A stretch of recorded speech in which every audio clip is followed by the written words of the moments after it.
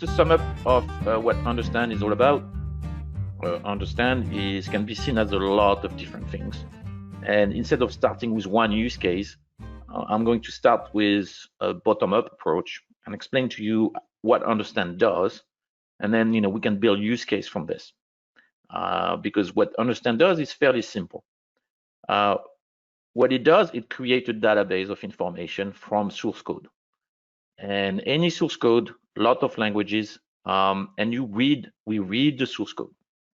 And then from that source code, it's going to create and extract all the programmatic entities in that source code, and we'll call that entities. So basically, we are going to be able to see and find all the function, the classes, the variable. A variable is called an object, you understand? But function, macros, anything, any concept that you have in the tool, in the source code, we will be able to find, and we'll create a database of metadata associated with it, And the second thing understand we'll do in that database, we'll create the relationship between all those artifacts. So a function is calling a function. This is a relationship. A header is included by a .c file. That is another relationship. A variable is used by a function. That's another relationship. So if you think of it, understand as a set of entities, a set of relationships that they call references. And this is what we're creating. This is what understand is all about. It reads the code and it creates that database. So you could actually go and query that database. There is a way to do that if you really want to go, and there's a lot of programming you can do. But understand provide a GUI that's going to let you explore all that information in a lot of different ways. And we are going to look at that today, right? But this is the concept of understand. And one last thing, it knows where entities are, it knows where references are, but we also know where those things are happening in the source code. So on top of just basically an entity relationship database, it is also some sort of a past information on the code where we know where everything happened, at what line, at what column, in which file, right? So, and then as I said, there is a GUI. If you understood what I said, well, guess what? That's why we can support so many languages, because the analysis is not dynamic. We don't compile the code. We really try to extract information. We put that all into a UDB file, a single file, which actually is quite changing in version 6 of the tool, which is coming up. And, we can talk, or if you have questions about this, I can explain. But then you have that UDB file, and then you have the GUI, and we're going to be able to create graph. Easy. We are going to be able to compute metrics. You see there is like a heat map there. We'll see that in more detail, because guess what? We have information about all those functions, right? We know where a function starts. We know where a function ends. Those are relationships. We know all what's happening in the middle. And then we have also checkers, like more the definition of static code analysis, as people see it, which is running validation, such as MISRA, all those things, right? So for instance, there is a rule I've said that two variables should not have the same name. Well, guess what? Understand know all the variables. So guess what? We can easily see if one of them shares the same name with somebody else. All right. So to illustrate the story, and that, like PowerPoint is great, but it's better to see things in action. I'm going to use a tool that's called QEMU. It's just an open source code that I found and was suggested by a customer.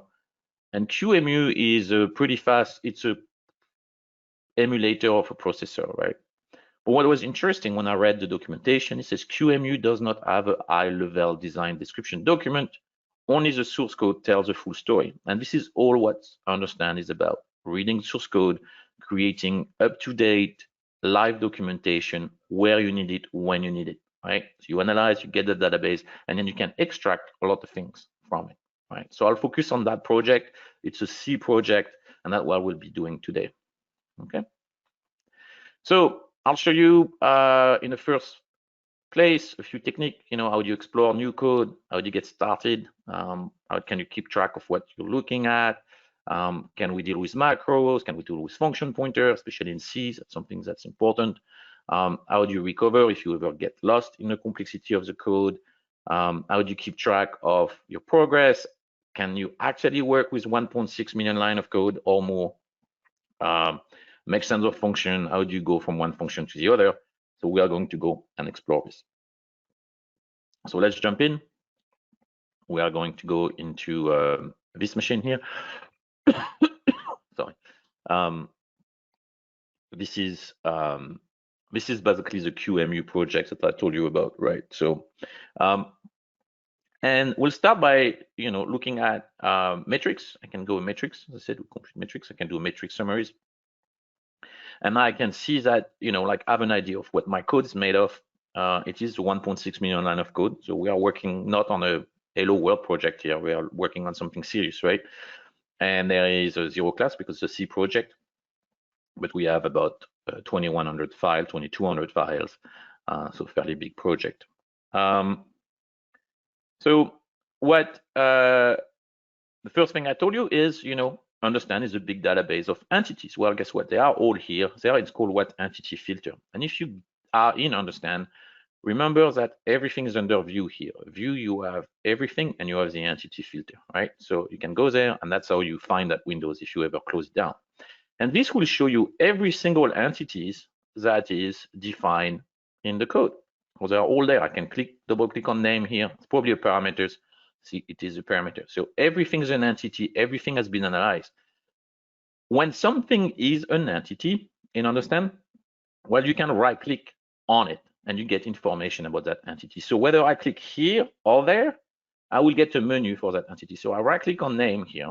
It's going to pop up a menu which depend on the type of entities that you click on. So it's going to be a different menu, whether you click on an object, whether you click on a function. And then there's always view information here. So this is a parameter name, it's this type, it's defined this function.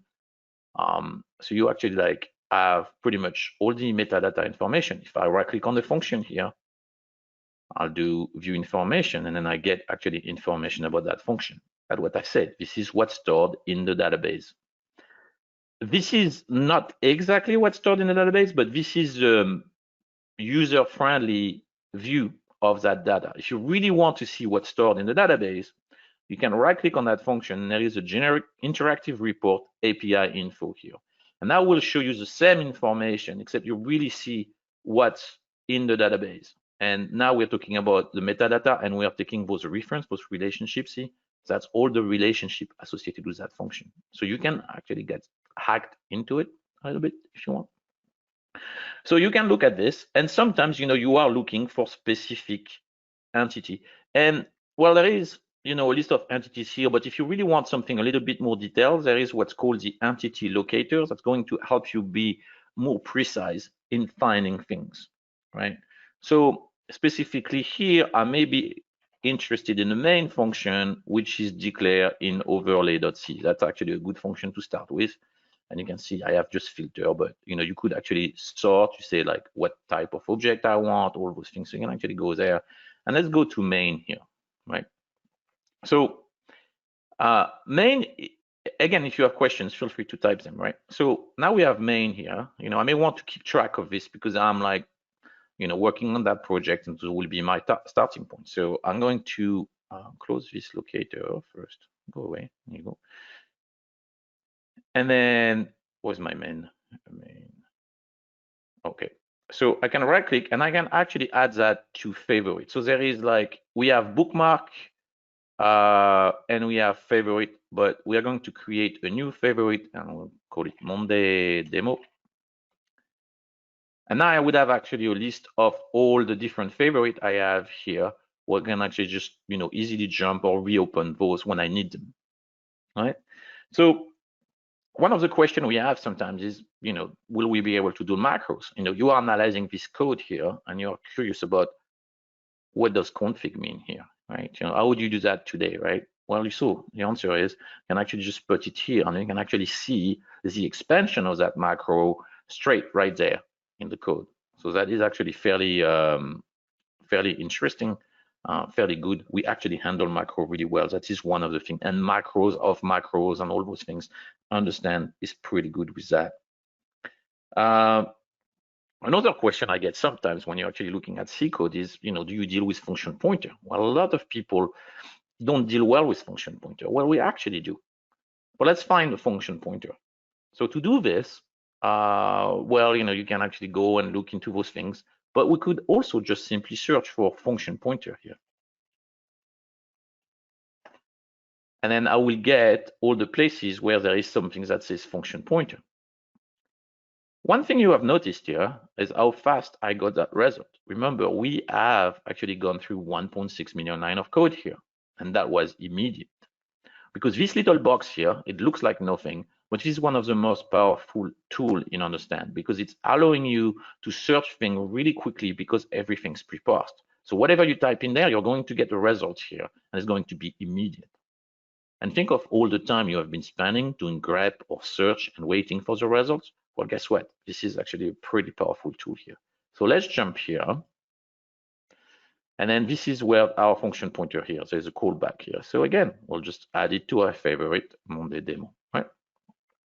So now we have a function pointer, and if I right click on it and I do view information like any other entity, right? I can see its full name. This type is this, okay? So what is this guy? I do view information, and I can see it is a pointer of a function that returns a size t and take a uint, a size t, and a void as parameter, right? So interestingly enough is now how do we actually deal with this? And so this is function pointer. Let's look at who is calling that function pointer or which used, and understand as a concept. For every single entity, you have a lot of graph. And the graph, I usually right click on it, graphical views, right? And there is the call by graph here. It would actually show me who is calling that pointer. I can do this, and I'm going to show which function are calling this function pointer. So you can see this is a function pointer, it's rounded here. And then you can see those functions are calling callback, right? More interestingly enough, sometimes it's a graph you want, but sometimes you really want to investigate that call tree. Do this. How would you go about like going and doing the call tree? Well, you can actually right click on it, and you can do explore call by. So this one is actually going to show me exactly the same information in that tree, except it's interactive, meaning if I double click on callback, I'm going to jump where callback is defined. If I double click on CS_dsum here, oops, that's a bit, it needs to be in the middle. I jump where CS_dsum is. But what's really cool is that I can actually see the relationship between this function and callback, and it's happening here. So it's dereferencing callback here. See, CS_dsum difference callback here. So I am in this function stuff. So you can actually find the point where those relationships are happening, and you can explore the call tree. It's a really powerful tool, this little call by, like that explore tool. Okay, let's go back to the graph. I was interested in a function that was calling this function, and what I did is I just right click on it, and I did the graphical views, and I did a call on it.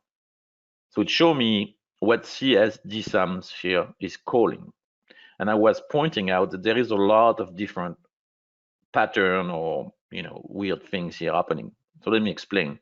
And that's where the power of the tool is, because we show different type of relationship, we just don't focus only on call. So this actually is a function. It is squared, and it is a function that is part of our project. What that means is that this function is actually defined in the file that you put in the project. It's the real function. Now you have functions here that are between little incomplete or dotted line here. Those are functions that we know of, but they are not part of the files that are in your projects. They are files that are used by your project. So technically, this could be like, as you see, system function, right? They are not something you analyze, but we know that we call them, and we know they exist, and we know where to find them, but they are not part of your project. So that's why they are in dotted line here. And that's normal, that free, str, and copy, malloc will not be part of it. They are system function. Now, earlier, I told you the rounded one here are function pointer. So this is a function, this is a function pointer, this is a call to a function pointer, this is a call to a function. And the last thing that is important is this little dotted line here. What does that mean? Well, really, this is something that's new in Understand 5.0. And this is the idea that at some point in the code, printer was assigned to this guy. So somewhere in the code, those are the possible value. We're not saying that they match the exact workflow that you are following, right? Because we don't do dynamic. But at some point, the pointer was assigned to any of those. And so that gives you the value and the potential value of existing function. And that is quite powerful because that's going to help you while printer is assigned to both things. All right. So that's actually like, I think like showing the power of those cool graphs that we do. So another thing I want to show you now is, sometimes, and again, we are like actually using the tool to try to make sense of code we don't know much about. But maybe you are having an error or a problem, something that says fail to initialize, and you are wondering, where could that be? Well, going back to, so think of it, program failed and crashed and it says fail to initialize, right? How do you go about finding this in your code? Well, remember this little box, right? It's really good because it lets you do multiple things. We looked for a function pointer earlier, but we could have actually looked for identifier password, for instance. Oh, it's identifier. See, this one, instead of looking for a string, I'm looking for a variable name that contains password. And I can do the same for string. So in our case here, I can do string fail to initialize.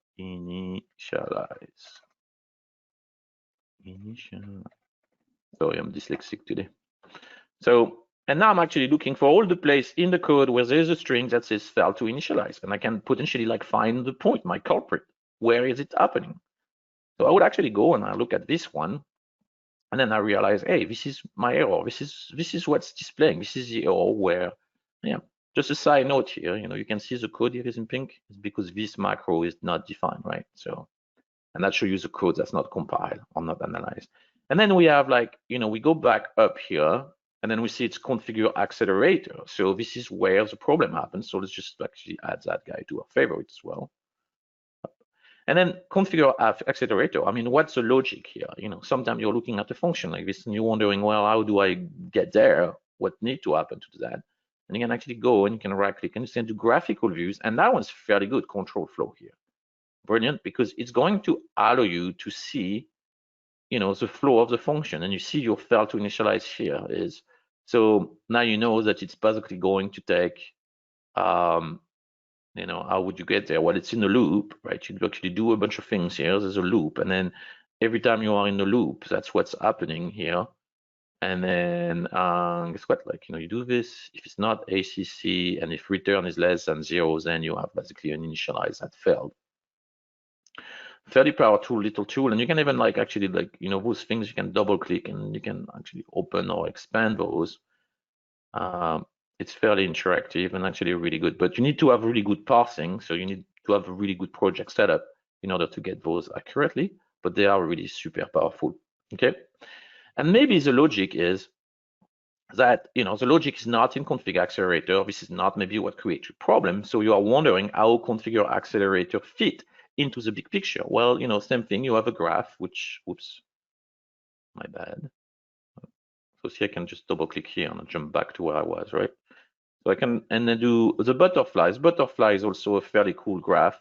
It will show you, who is calling you and who you are being called by, your main, and who you are calling, right? So similarly to the call graph we saw earlier, same graph showing a little bit differently, but that's the same idea. So now you have an idea where configure accelerator is actually your problem. But then maybe configurator is not your culprit, and so what you can do is like maybe you realize the problem is in here, so you can actually go and says, well, this is where my problem is, so how do I get here from there? Sometimes, because when you have a call tree like this is great. It shows you like one path, but like sometimes you're curious about what are the possible paths to go from one function to another, and I don't know how the other tool do it. But how would you determine all the paths possible to go to main to this guy? Well, you can actually here, you can right click graphical views. You have what's called a call by relationship here. And you said, hey, show me all the call bys that lead back to main. And it's going to show you the potential, all the paths that goes from main to this function. That is actually quite a powerful feature.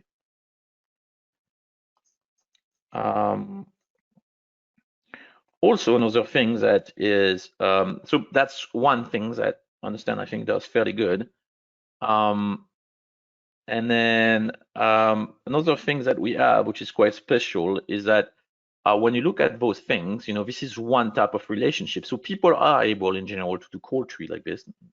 But like what you are interested sometimes is to look at it and say, I'm curious about QEMU get ops. How does it affect the state of my program? If I have a state machine or something that's based on some variable, or what are the state that are being changed by this guy?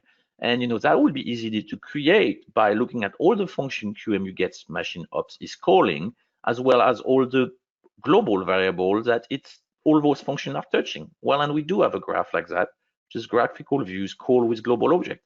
And it's going to show you a call tree, but also at every stage, it's going to be able to show you what variable you are touching. So it's actually like fairly powerful to see what are all the possible place or state that you are modifying that has actually been requested.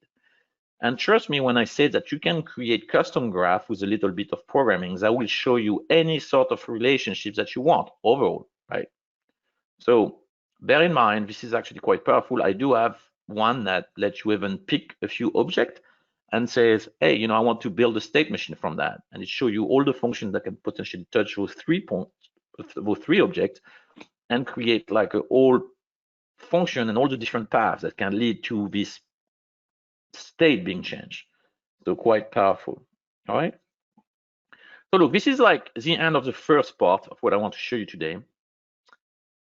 And this is like, what most of the people use Understand for. And at this stage, you should have realized this is a great database, a great place to seek, to query, to create graph when you need them about what's going on in your code, right? And every single graph here that I showed you, I want to point out 2 last things. There's like this thing here. It will actually copy to the clipboard an image of this graph. So it's super easy when you want to copy paste it into a document. And also when you're on a graph like this, when you right click on object, you get the menu for that entity, right? But always don't forget, you can right click in the gray area here, and you can actually have options for the graph itself. So it's actually quite powerful. Okay, we have seen so far what the basic usage of Understand is, but there is a few things you can do with Understand that are a little bit beyond this. And 2 things that I can really easily jump to are architecture. The idea is the code is organized by file and by folder, usually not in sync with the way described in the ways that it describes a project. So I think of an include and source directory. This is a pain whenever you use an architecture tool, right? Because you have a lot of relationship from include to source. It's a pain. So would that be possible to look at your code in terms of component as you want them, as you usually talk to them about, right? You talk about your code about component A, component B, component C. Can you organize everything to look at it that way? And also, what's, how those components relate to each other. So we'll look at that. And then we'll also look at code check, which is, what people think of as static code analysis. General. So let me jump back to this project here. And what's interesting, for instance, is, okay, let's just try to see if I could extract like an error component, an error management component out of this whole thing. So, I have obviously a function here that's called error set v, and we'll start from this, right? So we'll start from this, and I'll do a graphical view, and I'll do a cluster called butterfly. So what that's going to show me is the function that are calling error set v's and error handle fatal, right? So error set v here is calling this guy, is calling this, and it's in the file, it's called error.c. One same thing, I can actually go and select error.c, and I can do a graphical view, and I can do a cluster called butterfly here.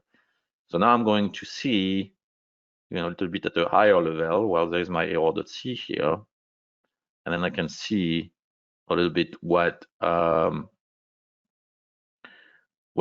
other files and relationship are, right? So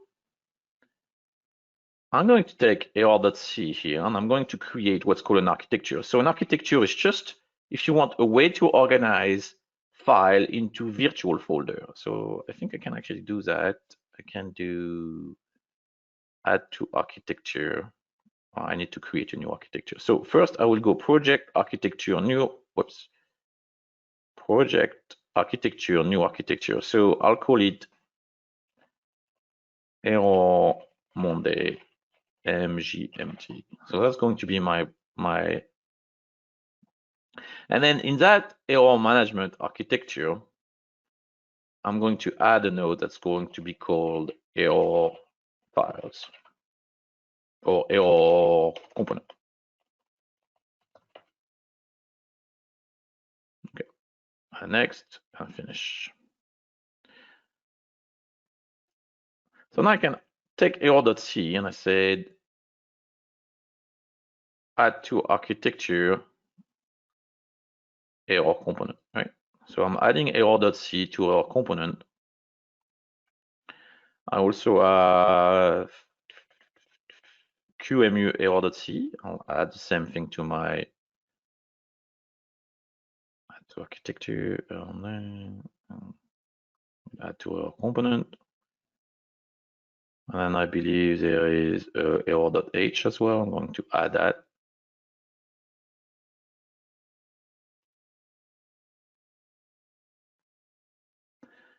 Let me see if there is anything else that looks like an error thing here.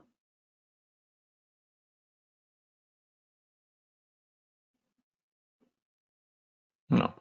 All right, so let's say I found those 3 files and I create an error component from them. Well, now I can actually go and let me close all here. Now I can actually go and I can go back to my architecture here, which is I have an architecture browser here. So I can click on error Monday and I can just right click and do well, actually just go in project architecture, manage architecture, and then let's edit this one. See, we have basically those 3 files represent our error component. And now I'm curious to see how people are actually using my error component, right? So I may be looking here at all the files that are part of my project, and there's a crypto. There's a crypto thing that does crypto. So I'm going to add crypto to my crypto. See all the files from crypto. I'm going to put them into a component that I can rename. I'm going to call him crypto component. Right. So I put all those files here, and actually I can even pick file from another directory. Like there is an include here, and there is crypto here. So I'm going to pick all the files, the .h file as well, and I'm going to add them to crypto components. So you can see I have the .c, the .h. So I've created another component here. I'm going to save this. And now the beauty about this is that I can, okay. Now I can actually go and do, remember the metric summary we did, or like, let me actually look at the metric tree map. That one is fun. I can actually show by error component. I will show all the, create like a little tree like this. So see, it shows me that's my error. That is every file that make my error component. And the size of the file is the size of the square. And then the complexity is shown in red or green, right? So I have two fairly complex files here, a non-complex file. It's about the same size. And I have 2 big complex files here. So I can actually see this, right? I can see metrics and stuff like that based on those architecture I created. It's very good. But then the graph I wanted to show you is a graph, dependency graph, and by error management. So basically here, by default, that graph, that dependency graph, you would only be able to show the original directory. And that will be way too much to handle because it will create like a gigantic spaghetti diagram. But if you have created an architecture like that with your component, you will actually get a fairly good drawing like this, where here we see there is 186 of something between crypto component and error component. If you have followed what I have explained since the beginning, crypto component define a lot of entities. Error component also contain a lot of entities, and there is relationship between them. And there is 186 relationship between these guys and this guy. I can double click and I can open this. This actually is already fairly cryptic as a graph, but you can make it a little bit better by clicking here and then, whoops, I can select this and I said highlight edge coming in. Now I do have a graph that shows me all the places in crypto that are actually using error component, right? And for every single one of the line, you see there is like a number. right, associated with it. So there is one here. So see, this is where the relationship happened. There's 26 here. So I would actually, if I right click, I can see the 26, or this is maximum of 20, I think I can see. But we can see actually the dependencies, right, between my crypto component and my AR management. If I really want to see more like a textual view of it, I can right click on it and I can say view dependencies. And that's going to open the dependency browser. Another pretty interesting part here. So I select crypto component, it depends on, and I can select AR Monday management, right? And you can see this guy crypto component is dependent on AR component here because of those things. There's 186 relationship, and those are the calls that it happened. I can even filter. I can say, okay, what are only the include? Where is the include? And now I can see there's only 18 times AR.h is included by files here. So you can actually go and really like have some fun about looking at how components depend on each other. It's really useful in case you want to refactor something or you're really trying to find the dependencies, right? Create two blocks, and then you can create block diagram like this. So for an architect, and that's what I recommend to people, is to create an architecture for every single one of their project. Ultimately, when someone says, I'm trying to understand that code, what people are really trying to do is to build all those little boxes and put things in them and actually create diagrams that start making sense instead of having a big spaghetti diagram. So architecture to me is a great thing. In version 5 of the tool, it is limited to reorganizing files. You can only move files in different components. In version 6, you will be able to do that at the function, variable level, things like that. So think of it, you will even be able to do an architecture where you put a few variables and then you look at the rest and you see how the relationship happening. It's going to be brilliant. Okay. All right.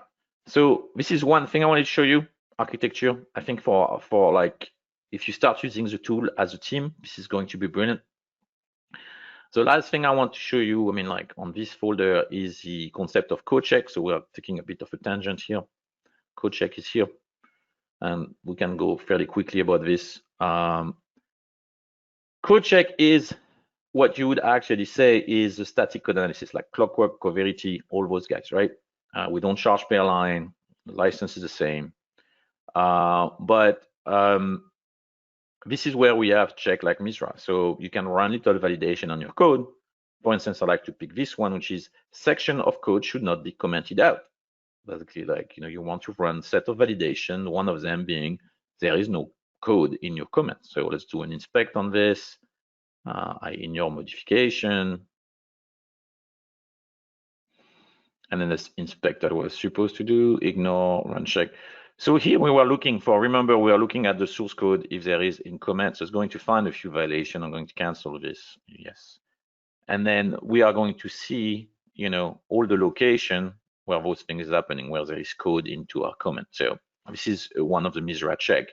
And again, I was explaining that where we are worse than things is that all our analysis is static, right? We don't inspect code. But where we are better is that every single one of those checks here is a little Perl program, and you have the source code for them. And in version 6, you will even be able to do it in Python. So you will be able to create your own checker in Python. Right now in 5, it's only in Perl, but you will be able to implement your own. So if you ever try to do some sort of custom checking, custom rules, things like that, custom validation, this is the tool for you. I mean, seriously, it is like an API. So documentation is here. There is help and Perl or Python documentation. So you do have the concept of entity, relationship, all those, concept of the database you would actually be able to use, and you will be able to write your own check. And it's really, really, and you have so many examples because guess what? Every single one of those here is part of the source code. So if you do have questions about that, please reach out. Our staff will be able to help you. We can also create custom checker for you. I may be looking into doing a CWE one actually at some point. All right, so this was architecture and this was coding standard. And then the one thing I want to show you, I think we're not going to go through all this, but there's one last thing I want to show you, which is what's happening in version 6 of Understand. It's actually also part of version 5. And to do that, I'm just going to open version 6 here, so to show you a little preview. I usually use a different project, but this is version 6 of Understand. you'll see it as like, it fairly looks the same, except there's a few graphs that are a little bit better and stuff like that. But one of the things I really like, so I have QuantLib here. QuantLib is a C++ quantitative library, so mostly for Wall Street guys, right, running computation and financial instrument. And this is an open source. It's based on Boost, actually. You know, we do have our entity filter here, so I can actually go and look at a bunch of functions. But what's really great about understand 6.0 and 5.0 is that now when you have a function like this, remember we could do the graphical view and we could do the butterfly, which is who is calling you and who you are calling, right? Now you can also do a comparison between a different version of the project. So in this project, I have a project here which is for QuantLib 1.19, but in my configuration of the project, which is done here, I have a comparison database and I've compared to version 15 of the same project. So when I do this, I can actually compare the butterfly. I can compare who is calling me and who is calling and who am I calling, and compare it between version. So see, this is my actually engine here. So there's no difference, but see, there is a difference here. Register with, there is a difference. So I can see what I've changed. So see, and the call that I've changed, right? Look, for instance, this is actually brilliant. This is a good example here, this one, because register with here, that function I've changed, and it has changed because here I'm calling the operator bool on that type, whereas now I'm looking the operator not equal. It's different, right? But I can take any single function. I can reuse and sync here. That's a good way to do something pretty cool, because now every time I click on a function, it's going to do the same thing. It's going to update that graph and show me, you know, what are the functions that I've changed into my rounding. So I can go and rounding and I can see what it have changed, because, well, guess what? One is explicit now. Floor punctuation, something explicit. Calculate. Well, look, there's some things that have changed in calculate. So you can actually look at your tree view and you can actually see what has changed between those things. And this is like brilliant, brilliant, brilliant, I think. This is like something I've never seen anywhere else. And the understand 6.0 here that I show you, and it's about to release in a few months, is brilliant, because you will be able to see those differences here live like that when you click on things. And to me, it is like, it's a gold mine for developer and finding things. Anyway, I will leave you with that thought. I think that's enough for today, because also I'm going to burn your brain. All right, thank you very much, and I hope you're having a good day or a good evening, depending on where you are. Thank you very much.